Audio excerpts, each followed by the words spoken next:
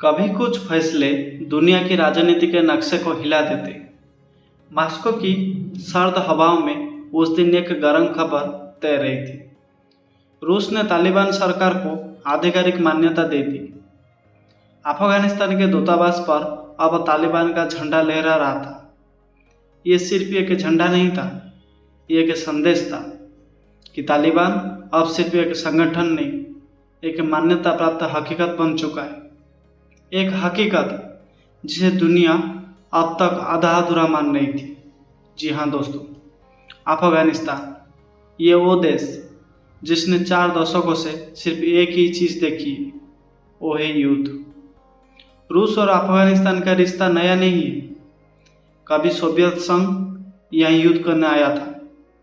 1979 में अफगानिस्तान में रूस की सेना घुसी थी। उसके बाद 10 साल तक खून, संघर्ष और बर्बादी। फिर सोवियत संघ टूटा, लेकिन अफगानिस्तान नहीं टूटा। 1996 में तालिबान आया और 2001 में अमेरिका आया। अमेरिका चला गया, तालिबान फिर आया, और आज मास्को ने तालिबान को वही चीज़ दे दी जिसकी उन्हें सबसे ज़्यादा भूख थी, वो है अंतर्राष्ट्रीय मान्यता। एनडीटीवी, बीबीसी, एआई जजीरा, सभी न्यूज़ चैनल एक ही खबर दोहरा रहे थे। रूस ने तालिबान को मान्यता दे दी है। ये दोस्तों वही रूस है जो खुद आतंकवाद के खिलाफ लड़ाई में सबसे आगे रहा है। लेकिन अंतर्राष्ट्रीय राजनीति के खेल में मित्र शत्रु बदलते देर नहीं लगती। मास्को ने कहा, तालिबान सरकार के साथ अब हमारे औपचारिक राजनयिक रिश्ते होंगे। अफगानिस्तान का दूतावास तालिबान के झंडे के तहत संचालित होगा। ये बात जितनी सीधी दिखती है, इसकी गहराई उतनी ही खतरनाक है। दोस्तों, तालिबान एक ऐसा नाम जिसे सुनते ही दुनिया के कई देशों के माथे पर सिकन आ जाती है। अमेरिका, यूरोप, भारत, इन सबके मन में एक ही सवाल है, क्या रूस का ये कदम तालिबान को और मजबूत बना देगा?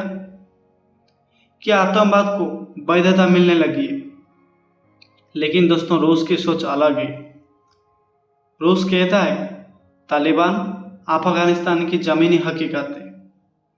अगर आप हकीकत को नज़रअंदाज करेंगे तो अफगानिस्तान कभी स्थिर नहीं होगा।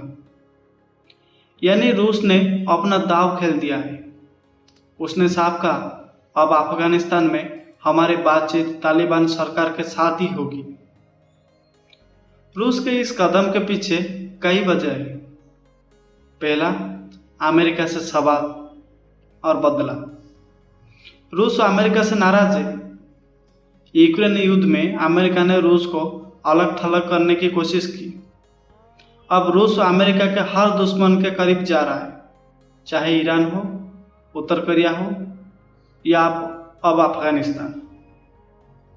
और दूसरा, सीमा सुरक्षा।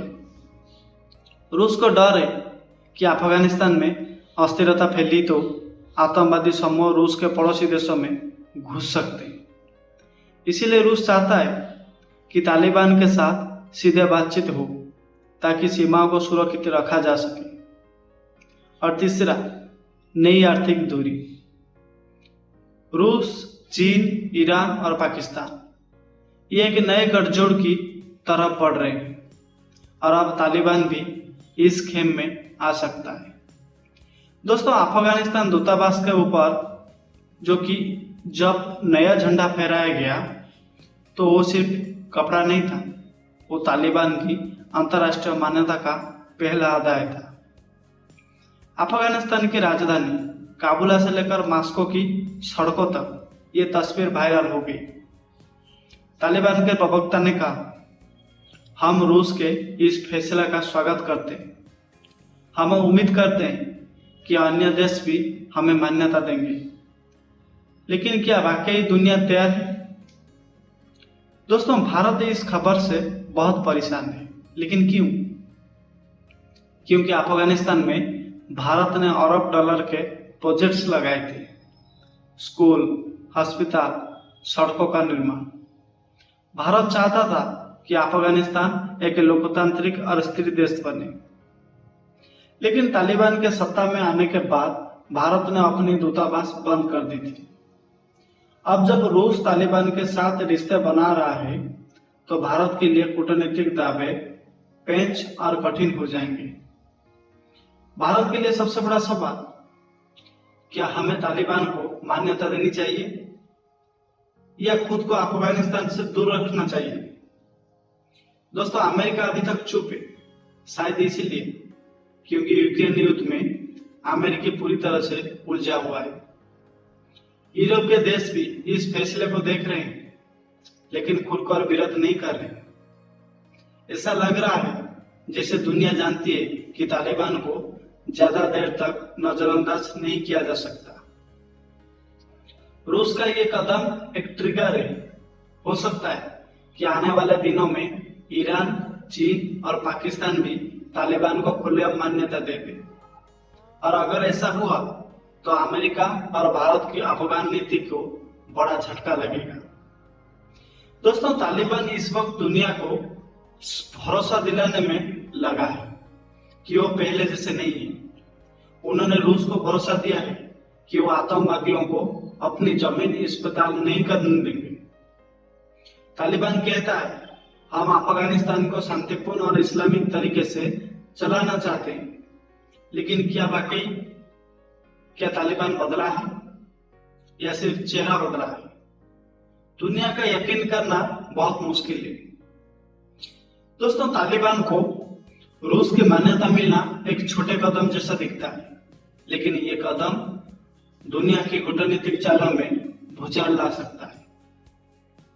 अफगानिस्तान की जनता जो सालों से युद्ध, भूखमरी और गरीबी से जी रहे हैं, उनके लिए यह मान्यता क्या लाएगी?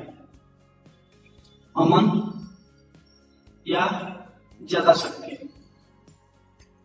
रूस का झंडा और तालिबान का झंडा अब एक साथ फहरा रहे हैं। शायद यही वक्त उसका सबसे बड़ा इशारा है। ये सिर्फ रूस और तालिबान की कहानी नहीं, ये उस भूगोल का नया नक्शा है जहां अमेरिका कमजोर हो रहा है और रूस, चीन, ईरान ये सब मजबूत हो रहे हैं। लेकिन दोस्तों, इस सफर में सबसे बड़ा सवाल यही है, क्या तालिबान दुनिया का भरोसा जीत पाएगा? क्या अफगानिस्तान की जनता सच में सुरक्षित महसूस करेगी, या फिर ये सब एक नए साजिश की शुरुआत है? मेरा सफर एक खत्म नहीं होगा दोस्तों, ये कहानी आगे जाएगी, क्योंकि दुनिया के नक्शे पर कौन से झंडे कब खड़े हैं और कब गिरा दिया जाता है,